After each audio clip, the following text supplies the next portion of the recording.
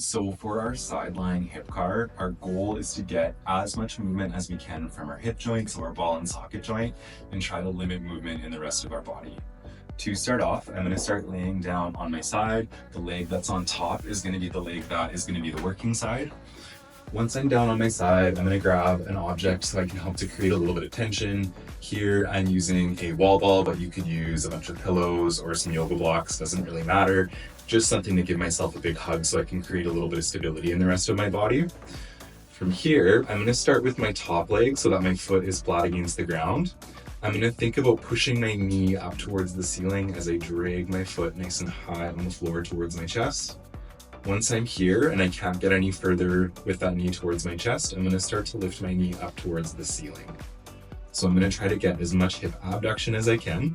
And once I run out of room here, I'm going to think about internally rotating my hip or pulling my foot backwards towards my head. Slowly, my leg is going to start to push behind me and it's going to start to slowly lower down towards my other knee. I'm going to try to get a little bit of hip extension or get that knee behind my other knee if I can. Once I'm done here, I'm going to think about extending my hip, squeezing my butt.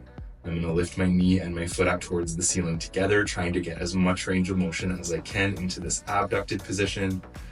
Once I'm done here, I'm going to start to externally rotate my hip. Now my foot is trying to land nice and high towards the ground by my chest. Landing down on the ground nice and soft, trying to keep my knee nice and high. I'm going to slowly start to push that down to that starting position. And then I would do maybe a few more reps on this side, flip on over and do the same thing on the other side.